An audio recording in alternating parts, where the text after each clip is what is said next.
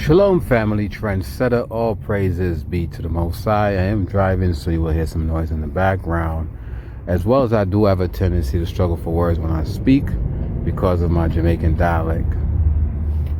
Now, I don't even know where to start in this video, but I just want to share an experience that I had today, which prompted me to make this video. And I want y'all to just bear with me, family, because I'm a little bit emotional, all right?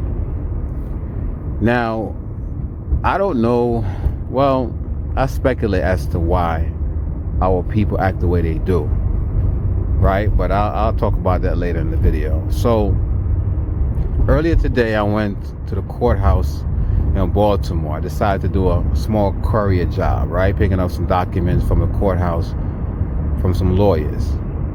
So I arrive at the courthouse, pretty much know the formality, you know, you're going to be screened once you enter into the courthouse. So I decided to make it, you know, make life easy for myself as well as the screeners, the officers, right? So, you know, didn't go in there with much change in my pocket, none of that shit. So anyway, went in there. This is actually my first time going to this particular courthouse, but I know the procedure, you know, because I've been to several others. So went in there, you know, did what I had to do, empty my pockets. I went through went to the metal detector, fine, no problem. But I had one simple question because I didn't know where I was going. So I asked, it was actually three gentlemen standing there, actually two gentlemen and one nigga standing there, right? I hate to say it that way, but it is what it is. Because I differentiate decent black people from niggas, okay? So we had two gentlemen and one nigga standing there as officers, right? Officer of the court. So I simply asked, I turned to the nigga and I asked him, hey, you know, my first time here, can you direct me to, you know, courtroom such and such, right? And it was cordial. It was, you know, low tone, everything. And this dude gave me a look like I was speaking a different language. He totally ignored me. So I said, sir, did you hear what I just asked you? And he just his face expression changed, and he just started mugging me, like looking at me, like totally ignoring, you know, what I asked him, and just like totally ignored me and turned his head away from me. It was almost as if like, you ain't talking to me. So you know how sometimes like you'll watch a video, right, and you'll see something happening, somebody getting assaulted, and instead of people, you know, reacting in a way where they would go to the aid of that person, they just stand there and watch. And you get pissed off. You be like, why are they just standing there? But I figured it out. You know, I figured out why a lot of time people don't get involved right away. Because your brain takes some time to process what the fuck is going on. Like, you know, your brain is not used to seeing these things, these behavior, these incidents. So it takes a little while for it to process, and that's exactly what happened today with me. It took like literally a couple seconds for me to process, why is this nigga acting the way he act? You know what I'm saying? I never met this dude before a day of my life. So after, I guess I had a reaction on my face, the older gentleman, he responded. He said, oh, I got you, brother. He said, hey, here's what you do. Just make two left down this hallway right here. Basically, he gave me the direction that I was asking for. But I was still complex. I was like, what just happened? You know what I'm saying? You know, do I look like somebody that's, you know, slept with his woman, took his woman from him? Am I that handsome? Maybe I'm handsome than he is, because I was an ugly motherfucker. Because, you know, sometimes when you ugly on the inside, it shows on the outside. So I'm trying to figure out, like, what did I do to this dude, you know what I'm saying, to deserve this? I didn't, you know what I mean? Is he intimidated by my height? Is he intimidated by my looks? I don't know. So the older gentleman, you know, he took the liberty and he responded to the question that I had. And I guess I snapped out of it, and I turned to the older gentleman right in front of him, right in front of the nigga and the other gentleman. And I said, I looked the older gentleman directly in his eye. I said, sir, I thank you for answering the simple question that I presented to this guy right here. You know, I don't know if I said it wrong. Maybe I'm speaking a different language. Yes, I am from the West Indies. I was being very sarcastic and shit, condescending, because I wanted this dude to understand that, listen, it wasn't called for. So the older gentleman said, I understand, man. I know. Don't worry about it, man. It's okay. Just like I said, just make, you know, go down this hall, make the two left, blah, blah, blah, blah, blah, you know, press the elevator, go up, whatever, right? So I said, thank you. I really appreciate it. Thank you so much. Being condescending, right? So then I walked off, but then I realized, okay, I still had other questions because I have to come and retrieve boxes, and I know you cannot bring in hand trucks through the door that I came in. So I backed up and I went back over to the two gentlemen and the nigga, and I went back to the older gentleman. And I said, "Sir, I have just one last question." I said, "I'm actually picking up boxes from the courtroom such and such, and I need to know which entrance do I come in with the hand truck, because I know I can't come in at this entrance." So the older gentleman said, "Don't worry about it, man. You could come this way." So guess what the nigga say, right? He decided to talk. He actually could speak. He said, "Oh, nah, he ain't supposed to be coming this way." This is exactly how he's talking. Now, this is supposed to be a professional, right? He got a badge, a slave badge, and a gun, and he's working for the man. So you're supposed to present yourself, right? So this is now he decides to talk. So he's like, nah, he ain't supposed to be. Nah, he can't come this way with the hand truck. So I guess the older gentleman, he's gonna pull rank on his ass, right? And maybe he got seniority. He said to him, "Yeah, I know that, but he gonna come in here today with it." Like, so I guess the older gentleman knew something was going on with this dude. So the older gentleman said, "Well, he gonna come in here today with it. I'm gonna let him come through this way." So I guess this older gentleman probably got more ranks. And he's like, "All right, whatever," right? So I'm still like, what's going on? So I was so tempted to like confront the dude and like, "Yo, you got a problem with me or something?" Like, but because this dude got a badge and he got a gun, and once you put on that instrument of death and that slave patrol badge, they get empowered to take your life. And I'm like, this is not the time or the place. I want to go home to see my family, right? So the only thought I could think to myself, like, this man probably, maybe got something going on in his life, right? And he's just taking it out on me, or he just whatever. But the good thing about it is that the older gentleman, right, he basically peep game, and he tried to de-escalate the situation. So I walked on, and I'm just trying to play it over in my head, because I'm trying to figure out what the fuck is really going on. I know it's Friday. Maybe he don't like his job. Maybe I'm an independent contractor, probably getting more paid than he is. Who knows what's going on? Maybe his wife left him. I'm trying to figure out what the fuck is going on. So the only thought that came to my mind, because I've done studies in the past, right, years ago, where I found out that in predominantly black communities like Flint, Michigan, New York City, Chicago, here in Baltimore, especially here in Baltimore, these devils was literally putting lead in the pipes, right? Lead in the pipes and putting lead paint on the walls. And a lot of the children was affected by these lead poisoning. And what the lead poison actually does, it actually makes you become volatile. It makes you become violent and slow.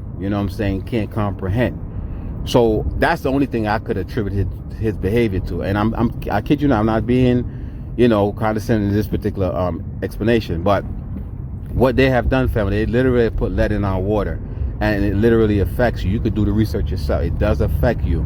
So I used to question, like, why are these niggas in Baltimore so antisocial and just always got a chip on their shoulder? And I use the word nigga, even though I do have an explanation as to why. Because, yes, you can be in a situation, you could be from an environment, but you don't have to bring the environment into your life, in your everyday life. You know what I'm saying? And this is why these niggas are terrorizing the community, because they just focus on violence. You know what I'm saying? Joining gangs, selling drugs to people in your community. That's one thing I've never done. Even when I used to do hustle weed back in the day, because now this shit is legalized, so I can talk about it, right? When I used to hustle weed back in the days, you know what I'm saying? That's all I would do. I wouldn't sell crack, cocaine, none of that shit, none of that hard drugs. I always made a vow that I would never sell anything harder than weed, because weed is naturally grown, and of course, you're really not supposed to be smoking weed. You're supposed to really drink the shit, right? But I did it. Now it's legal, so now I can say yes. Back in the days when I was young, I used to hustle weed, but I vowed that I would never, distribute drugs in my community that's going to harm my people. When I used to see people that I knew selling drugs, literally to their aunts, you know what I'm saying? Their uncles and shit. That shit bothered me. But those are niggas, okay? I refer to them as niggas, and I'm so glad that the Most High is purging these niggas from amongst us. You know what I mean? But again, family, I don't understand for the life of me why our people are so divided. I mean, I could guarantee if it was a so-called white man that came and asked the same question, this Sambo nigga probably would have jumped up and gave him the answer that he needed, the directions. But because of one of us, you know what I'm saying? And that's the problem with black people. And this is why I titled the video the way I did. You know what I'm saying? We're not gonna make it, man. We are not gonna make it if we continue down this path of the divisiveness. We're not gonna make it, because instead of us building each other up, celebrating each other when we achieve some kind of greatness, we hate on each other. Me being young, having a little business, I park my vehicles around in my neighborhood. The neighbors, they watching shit. Not so much the white folks, but the niggas, they watch and they come and ask questions. Oh, that's your truck. Asking, that's being inquisitive, not for the right reason. Instead of coming to me and say, hey man, I noticed you own your own business. How you go about starting a business? Because I always try to empower my people. Every time they ask me a question about, I noticed you got your vehicle, you got your name on your vehicles, I said, oh yeah, you want me to tell you how you could go about doing the same thing I'm doing? Oh, I can't do it because, I have a record or whatever. I said, nah, that's not going to stop you. And I give them like loopholes how to go around to get where you got to get, get where they got to get. So I'm more for empowering my people. For those of you who've been with me, I'm all about the community, right? I don't come on here and make videos about black people. There's enough videos out there disparaging us, so I'm not going to be participating in that. But I felt the need to make this video because, family, if we continue down this path that we're down, we are not going to make it. We are going to be destroyed from within. I made a video about that a couple years ago, the enemy within. I know a lot of the so-called black on black crime not being done by us. You got these slave patrol going around dressing up with black masks and black face with hoodies, and they going around doing drive-by. How do I know? Because you'll hear circumstances where people walking and they getting headshots. Only trained professionals can shoot you in the head. Niggas can't shoot. I can shoot because I go to the range. I have my license to carry, my CCW permit license to carry here in Maryland, and I do have range. I do go to the range, and I have a lot of range time, so I can shoot. But the majority of niggas can't shoot. So when you hear people getting shot, execution style shootings, that's them going around. So I understand that it's not just us alone doing the killing, but the ones that are participating in the behavior of the so-called oppressor, they need to be dealt with. They need to be ousted from our community. You know what I mean? And some of y'all might be listening to this video. Some of y'all shit might be subscribed to this channel. Y'all don't need to be selling drugs to people in our community. You don't need to be disrespecting your black female. Even if they are ratchet and they want to act a certain way, you need to talk them out of it. And then you have this domestic violence epidemic leading to death in our black community. I have this channel that I watch on a daily basis, and the amount of black women that's succumbing to domestic violence, it really bothers me, family. Because one thing with me, I'm all about the elderly, the children, and my women. You know what I'm saying? Because they're the weaker ones.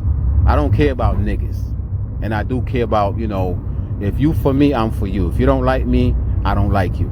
I don't love my enemy. I hate my enemy. If you become my enemy and you want to work out and work it out and break bread with me and try to figure out how we gonna make this thing work, I will do so. But if you want to be my enemy, I will show you what an enemy is. You know what I mean? My son's life was taken back in 2021, and my whole perspective on life has changed. I don't look at black people, all black people, as being one anymore. There are enemy within our community, people that look just like us. You see what I'm saying? So I have a whole different outlook when it comes to our people moving forward, because many of our people, I don't know what the hell is wrong with us. And again, I can speculate as to why we are the way we are. We are a product of our environment, right? Circumstances make us who we are. But still, at some point, man, we're going to have to realize that there's a generation, behind us and shit that's coming, and we got to make sure that they don't repeat the mistakes we made. But you let me know if y'all have had this experience, with your so-called black people in your community, having hostility towards you when it's not even warranted. I'm at this point right now. I'm starting to I'm not making excuses for niggas no more. I'm not. When the slave patrol gun their asses down, it is what it is. Maybe at this moment you was unarmed, but maybe the last time you was armed. Fuck it. Judgment start within the house of Yasharah, within the house of Israel. So again, family, I just want to share this experience with y'all. If y'all offended by what I'm saying in this video, I could let me know in the comment section. With that, I say peace and blessings. Shalom.